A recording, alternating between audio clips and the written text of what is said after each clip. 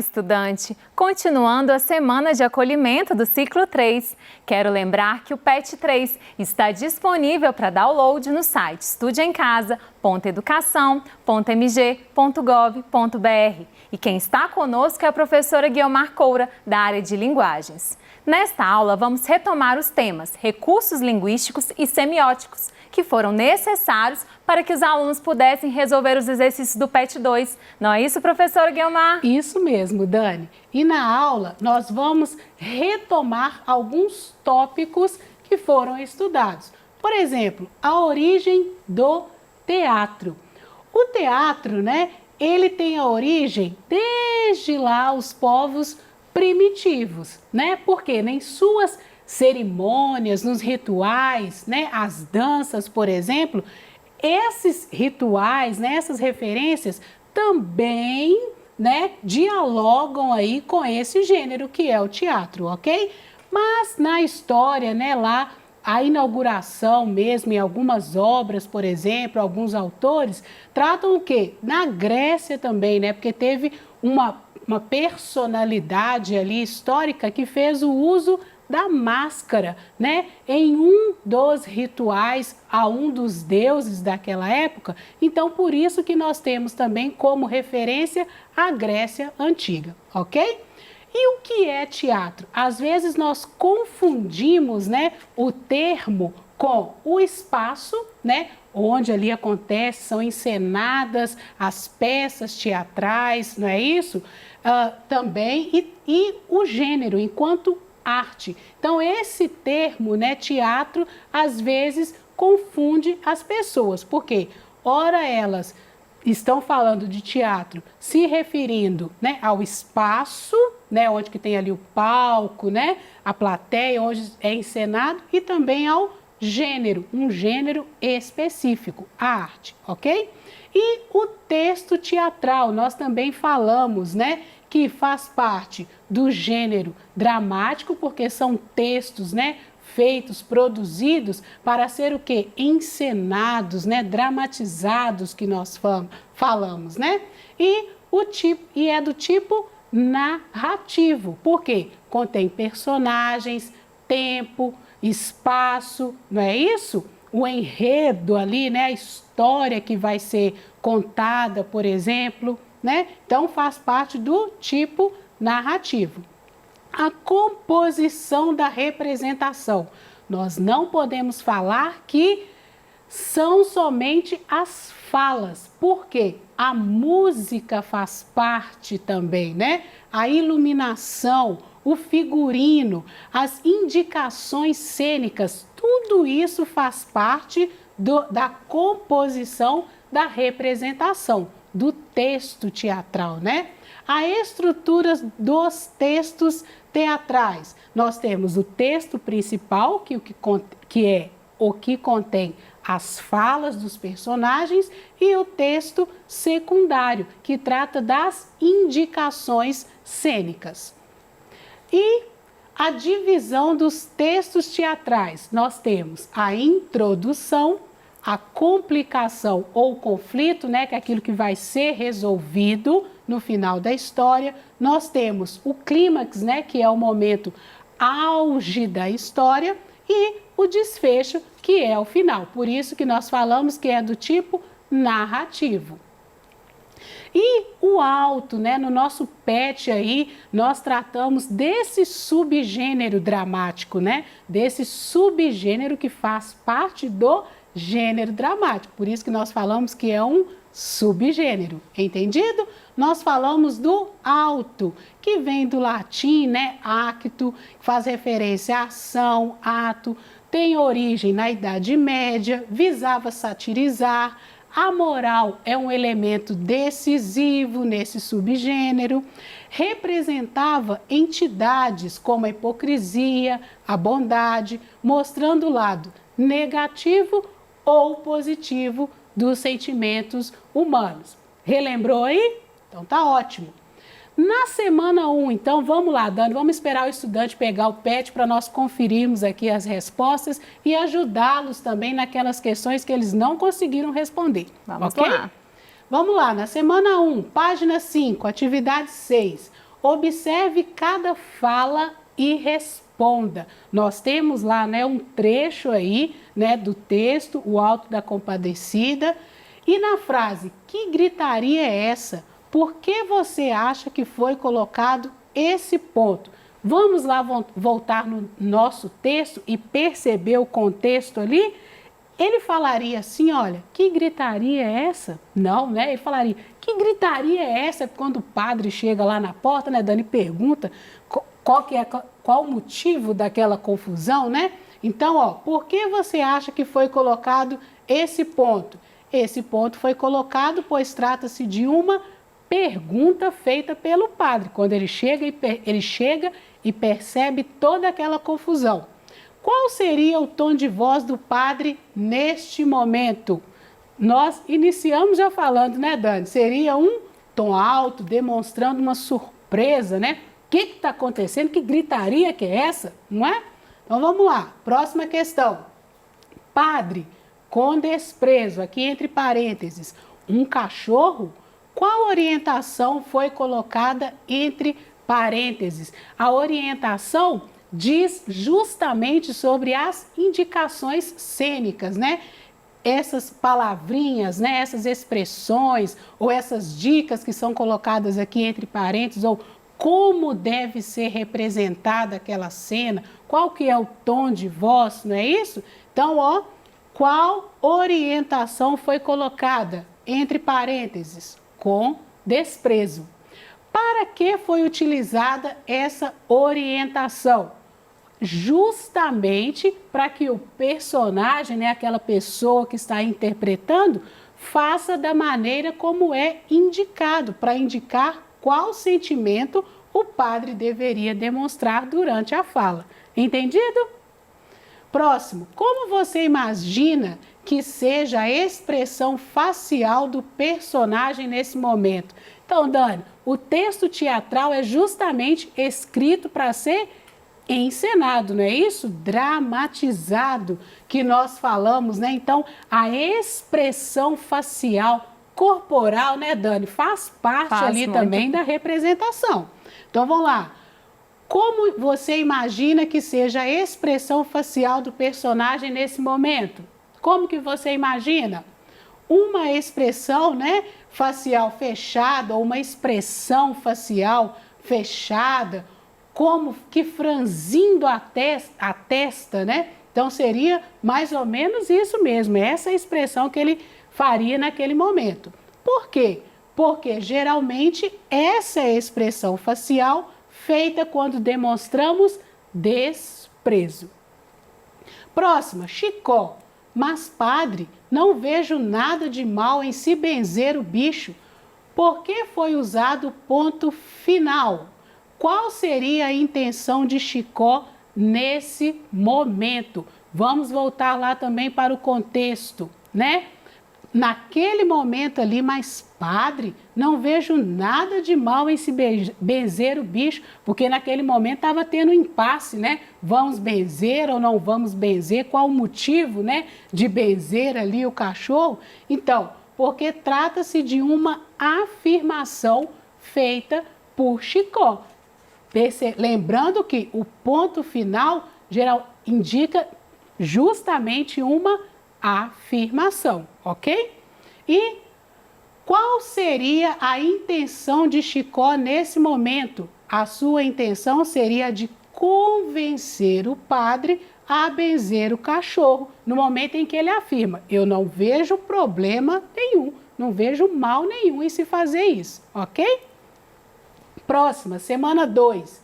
Pesquise o que é rubrica em um texto teatral. Então, rubrica ou didascálias, nós falamos essa palavra aqui, né? Um pouquinho difícil, talvez, né, você nunca tenha ouvido. São as indicações cênicas que descrevem o que acontece em cena, se é dia ou noite, o local, gestos ou movimentos dos atores, ou seja, elas guiam, né, o ator durante a peça de teatro. Ou seja, porque não é só ir lá e falar, né? Os atores, né? Quando a gente ouve durante as entrevistas, os atores, Dani, eles costumam dizer que estar no palco, né, uma peça teatral exige muito mais deles, né? Porque é naquele momento, é ele e o público, né? Não existe, por exemplo, quando nós estamos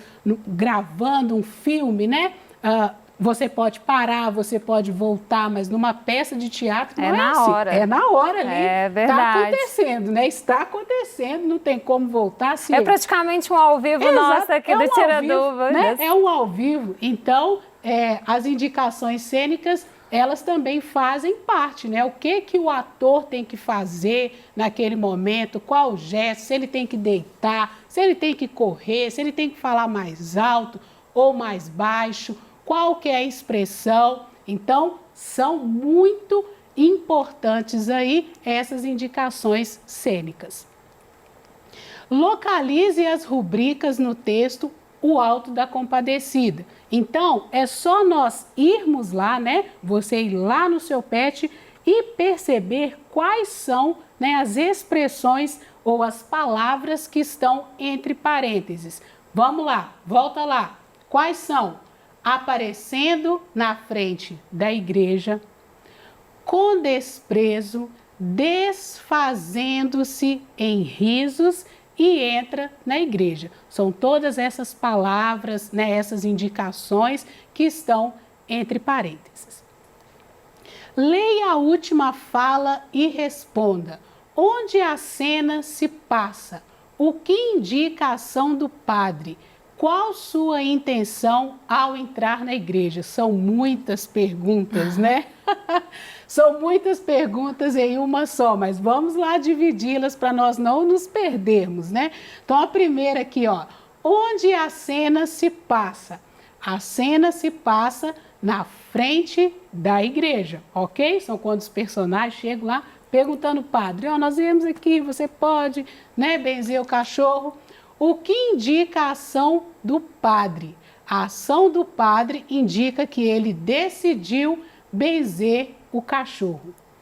Qual sua intenção ao entrar na igreja? A intenção do padre é esperar pelo major para benzer o cachorro. Então, são muitas perguntas, mas se nós dividirmos aí, dá para respondê-las direitinho, certo? Ainda sobre o fragmento da peça O Alto da Compadecida, é possível perceber relações de poder entre os personagens? De que maneira? Bom, vamos pensar, né? São coisas que não estão dadas no texto, né? São informações que não estão explícitas, então aí trata-se de inferências que nós temos que fazer, ok? Então, ó, é possível perceber relações de poder entre os personagens? No primeiro momento, o padre fala que acha uma loucura benzer o cachorro, né?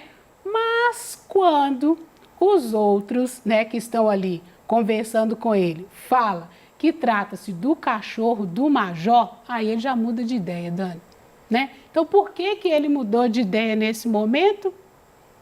Porque era o cachorro de uma personalidade importante ali, né, no contexto em que eles estão vivendo. Então, ó, existe relações de poder? Sim. De que maneira? De que maneira que nós podemos perceber isso? Por meio das falas do padre. Quando ele, no primeiro momento, diz que não vai benzer o cachorro, ok? Mas, ao ficar sabendo que o cachorro é do Major Antônio Moraes, ele muda de ideia, ok? Então, existem relações de poder? Sim. Quando ele muda de ideia ao saber que era o cachorro do Major.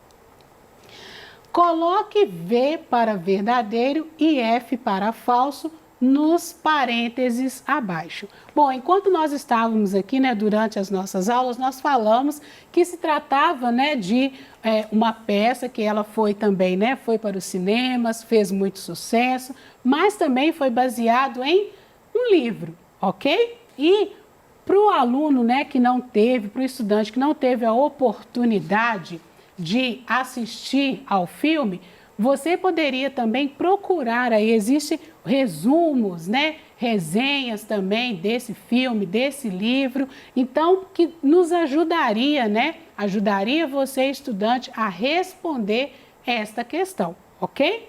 Vamos lá então. O Alto da Compadecida apresenta uma história muito engraçada que se passa no Nordeste brasileiro. Isso é verdadeiro ou falso? Verdadeiro, ok? Por quê?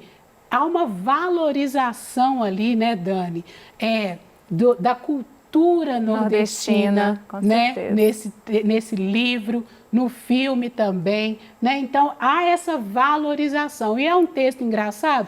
É um texto muito engraçado pelas falas, né, dos personagens. Aquele que teve a oportunidade de assistir ao filme também percebe, né, que o tom de humor, né, que foi explorado, né, no filme e no livro, ele é sensacional, ok? O autor Ariano Suassuna era formado em engenharia civil. Bom, para isso, estudante, é o que nós, professores, sempre falamos, né, Dani? Usufruir das tecnologias, né, da melhor maneira possível para nós pesquisarmos informações. Então, use a tecnologia a seu favor. Então, você poderia fazer uma pesquisa ali, né, rápida, que você iria perceber que o autor, né, desse texto, ele não é formado em engenharia civil. Na verdade, ele é formado em direito. Professor, mas é formado em direito e escritor? Bom, as pessoas que são formadas em direito também têm essa veia, né, de escrever muito bem, ok?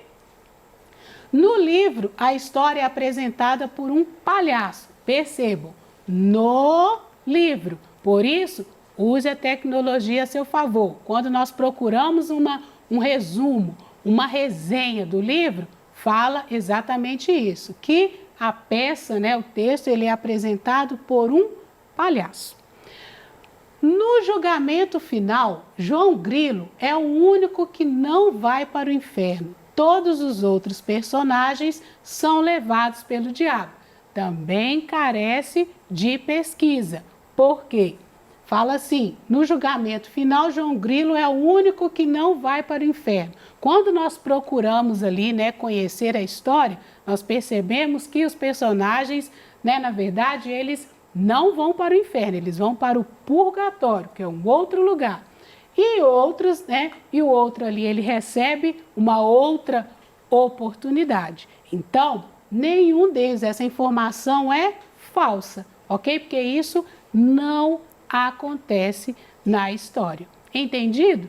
Dani, olha, só retomando aqui, né, que o texto teatral, ele é rico, né? Ele é rico porque ele exige dos atores, daquela pessoa que está encenando ali, muito dele naquele momento, né? Porque exige a impostação da voz, a expressão facial, né? Então faz parte do gênero dramático justamente por isso. E o que nos desperta, né, nesse texto, nesse livro, no filme, é justamente isso, a curiosidade, né, de perceber, né? O texto nos leva a refletir sobre isso, né? Os personagens, eles precisam despertar muitas vezes o riso, né? Naquele que não é algo muito fácil, né, Dani? Despertar o riso na pessoa, né? Levar o humor. Então, isso o gênero dramático faz, né? Os textos é muito explorado no texto teatral que faz parte aí, né, do gênero dramático. Então, semana 3, por que é importante que as falas, rubricas e indicações cênicas em um texto dramático realmente retratem bem os personagens? Porque nós acabamos de falar, Dani, porque dessa maneira os personagens serão bem representados, aproximando-se da realidade. Na semana 4, o texto lá, quais são os personagens do texto 1? Um rei barbudo, uma rainha bondosa, uma linda princesa e centenas de súditos. No texto 2, súdito 1, súdito 2, súdito 3 e o arauto, ok? E que tipo de discurso aparece no texto 1 e no texto 2? Vamos relembrar o discurso direto. O discurso direto é aquele que representa as falas, né, dos personagens diretamente. Tem 2 pontos, travessão, aspas e exclamações.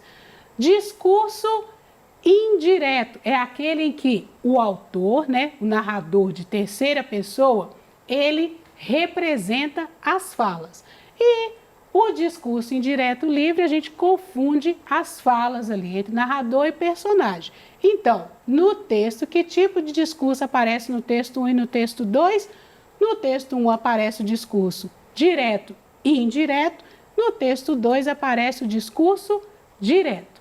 Ok, estudante? Espero que a correção dos exercícios aí tenha ajudado e você tenha sanado alguma dúvida que ainda tenha ficado, ok? Muito obrigada!